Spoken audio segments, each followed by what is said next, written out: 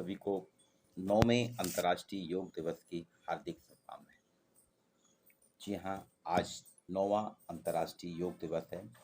2014 में प्रधानमंत्री ने इसकी चर्चा की थी यूएनओ में, और दिसंबर 2014 में इसे स्वीकृति मिलके 2015 से 21 जून को हर वर्ष हम अंतर्राष्ट्रीय योग दिवस मनाते हैं। योग प्रकृति की एक स्वतः स्फूर्त होने वाली प्रक्रिया है। स्वतः स्फूर्त होने वाली। लगभग 5000 साल से भारत में योग का चलन है। ये मनगढ़ंत बात नहीं है। मोहनजोदड़ो की खुदाई में भी योग मुद्रा की मूर्तियां मिली हैं, जो ये सिद्ध करती हैं कि योग भारत का ही है, भारत में ही इसकी पहचान हुई। योग के बारे में कई इंडस्ट्रीज ने, कई संस्थानों में, शैक्षणिक संस्थानों ने इसकी चर्चा की है। अमेरिका के इंस्टीट्यूट हैं, वो भी कह रहे हैं योग भारत का ही है। उन्होंने शिव को बोला कि शिव जो हैं सबसे बड़े योग के ग्रैंड मास्टर हैं। गीता में भी योग की चर्चा भगवान कृष्ण ने की है। और 1893 में 1893 में जब विश्व शिकागो सम्मेलन हुआ था, विश्व धर्म सम्मेलन शिकागो में हुआ था, उसमें विवेकानंद ने भी योग की चर्चा की थी। योग हमारे साथ जन्म से ही जुड़ा है।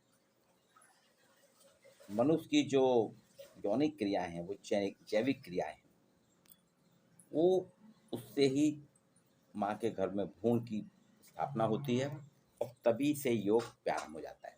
और व्यक्ति जब जीवन धारण करता है, धीरे धीरे धीरे जब वो बाहर आता है, जन्म लेता है, जन्म लेने के साथ ही सांसारिक योग उसका प्रारंभ हो जाता है। घर परिवार समाज के बीच जीवन मार्ग को प्रशस्त करने लगता है।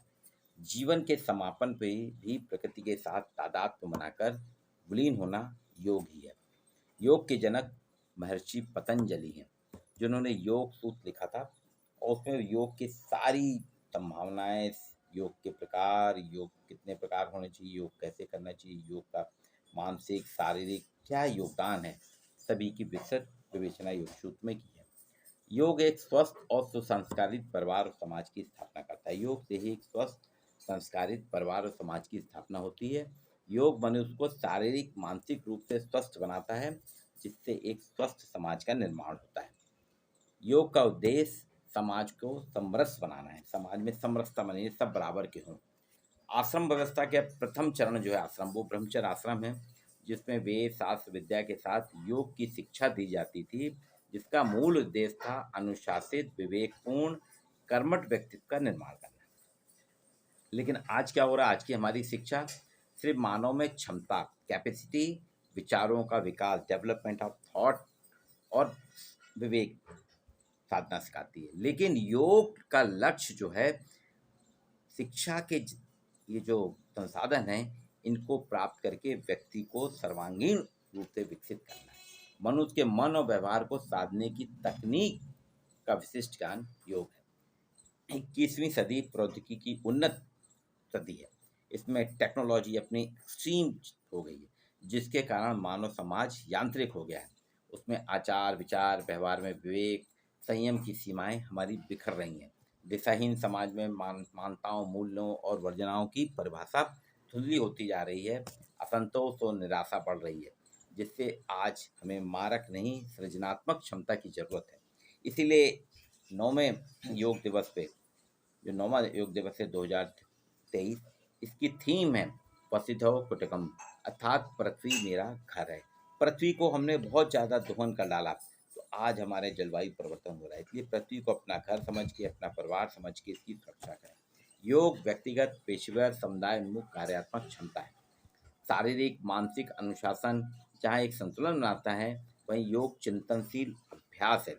योग को हमने कुछ नहीं करा, हमने योग को निर्यात किया है पूरे वर्ल्ड में, लेकिन आज हम योग में काफ़ी पिछड़े हैं।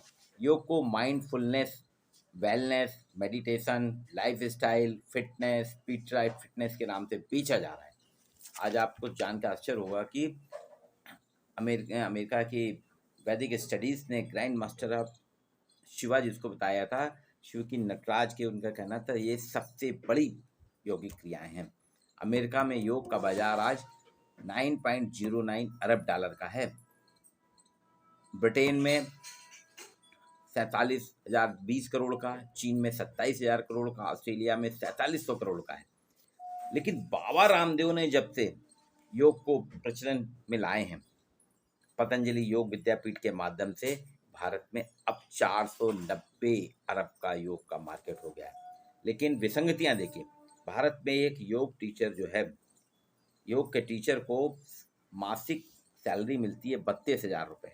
वहीं आप ब्रिटेन से तुलना करिए, ब्रिटेन में 1 घंटा पढ़ाने का योग टीचर को मिलता है 24.12 पाउंड, और 1 पाउंड की कीमत है 104.78 रुपये, अर्थात 2,527 रुपये वो 1 घंटे का लेता है। इसको कन्वर्ट करें अगर 6 घंटे की नौकरी एक दिन की, 15,163 रुपये एक दिन का, और मासिक है 4,54,912 रुपये। ये इंग्लैंड में, ब्रिटेन में एक योग टीचर की सैलरी है, और भारत में योग टीचर की मासिक सैलरी है 32,000 रुपये।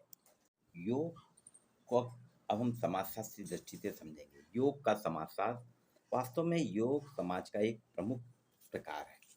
इसे अगर हम देखें तो समाजशास्त्री दृष्टि से योग समाजशास्त्र का ही एक अभिन्न अंग है। प्रत्यक्षवादी कहते हैं योग समाज के लिए अत्यंत उपयोगी है। प्रत्यक्षवादियों ने कहा है कि योग वास्तव में एक विज्ञान है, वैज्ञानिक प्रक्रिया है, जो हमें और हमारे शरीर को और पूरे समाज को गतिशील बनाती है, क्योंकि ये मानसिक रूप से संतुलित रखती है, शारीरिक रूप से संतुलित रखती है, बौद्धिक रूप से संतुलित करती है। इसलिए प्रत्यक्षवादी जो पॉजिटिविज्म के जनक हैं, वो कहते हैं, अगस्त नामटे वगैरह, कि गतिशील रखती है, गतिशीलता ही जीवन का आधार है, गतिशीलता ही समाज का आधार है। अब संघर्षवादी संप्रदाय जो है, कॉम्ट के बाद कार्ल मार्क्स वगैरह ने, जो डेरेंडॉर्फ वगैरह ने संघर्षवादी संप्रदाय की रचना की, वो कहते हैं योग से भेदभाव बढ़ता है।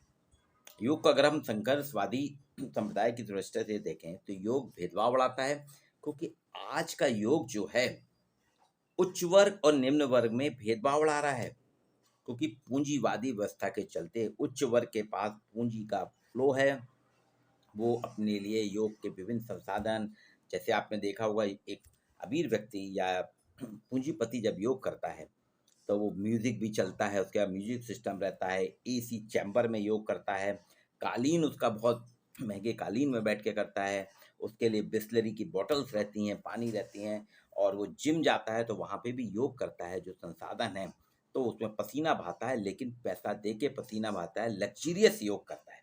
अब एक मजदूर के पास तो रोजी रोटी के साधन ही बमुश्किल मिलते हैं, अगर वो रोज सुबह शाम 1 घंटा योग सेंटर में जाता है तो उसके लिए मजदूरी के लाले पड़ेंगे। इसलिए वो देखता है, टीवी में देखता है, मोबाइल में देखता है कि किस तरह से योग हो रहा है, बड़ी बड़ी सेलिब्रिटीज करती हैं, तो उसके मन में एक विरोध आता है कि योग जो है सेलिब्रिटीज का साधन है, हम आम मजदूरों को, श्रमिकों के लिए, मजदूरों के लिए योग नहीं है। ये संघर्षवादी अगर परिप्रेक्ष्य में हम देखें तो योग भेदभाव करता है। अब फेमिनिस्ट क्या सोचते हैं? नारीवादी सोच करती है महिलाओं के विकास में शुरू से ही समाज बाधक रहा है। योग एक सामान्य सी प्रक्रिया है, जो कि योग महिला पुरुष सभी के लिए समान रूप से है, लेकिन भारत में या विदेशों में भी पितृसत्तात्मक सत्ता के कारण महिलाओं को घर से ही निकलने नहीं दिया। आज भी कहा जाता है कि आप कहाँ क्या करेंगी योग करके, आप घर में तो इतनी एक्सरसाइज करते रहिए, घर में चलिए फिरिए, यही योग है, घर के काम करिए।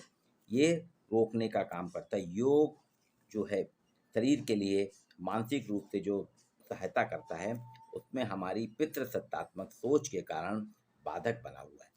पोस्ट मॉडर्निस्ट जो उत्तर संरचनावादी हैं, उनके हिसाब से वो कहते हैं ये आधुनिकता का प्रोडक्ट है, योग is a product of modernity. वो इसे आधुनिकता का उत्पाद मानते हैं। बोले हमने योग को, हमारे यहाँ जो एक सामान्य दिनचर्या थी, व्यक्ति दिन रात जो कार्य करता था, पैदल चलता था, घूमता फिरता था, उसको भूल के हम पैदल चलने की जगह गाड़ी घोड़े में चलने लगे हैं, कार में चलने लगे हैं। हम जो दिन भर की हमारी रूटीन एक्सरसाइज थी, लिफ्ट का प्रयोग कर रहे हैं।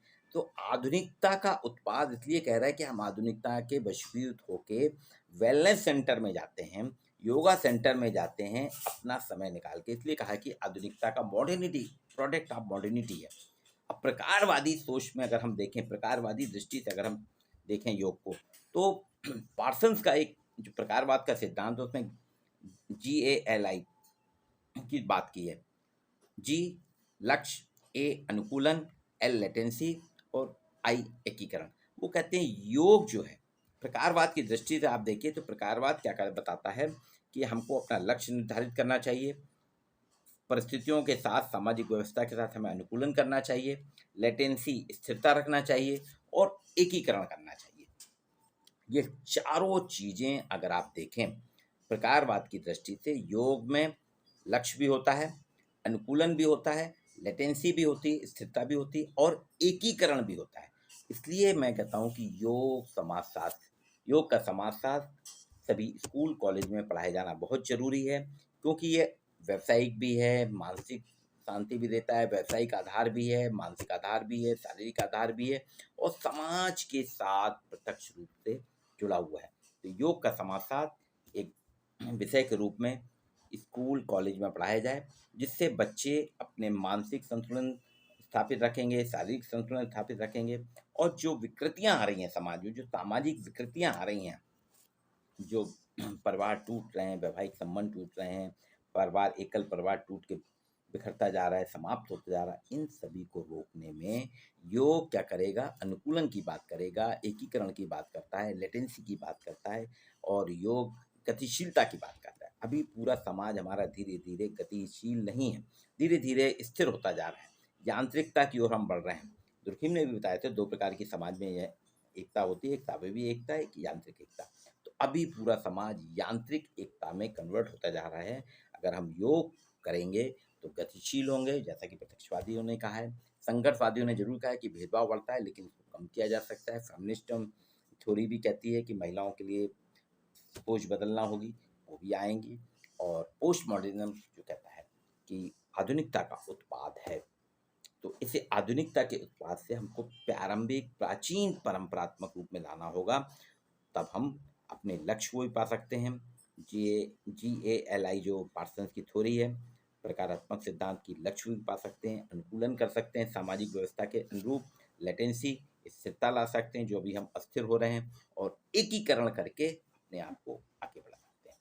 आप सभी के साथ योग के समाजशास्त्र की मैं वकालत कर रहा हूँ। आपसे आग्रह है कि अपने अपने विषय के साथ समाजशास्त्र में अपने अपने राज्यों में अपने अपने बोर्ड ऑफ स्टडीज़ में प्रयास करें कि योग का समाजशास्त्र एक वोकेशनल NEP में जो वोकेशनल सब्जेक्ट है उसमें योग का समाजशास्त्र भी सम्मिलित किया जाए, जोड़ा जाए।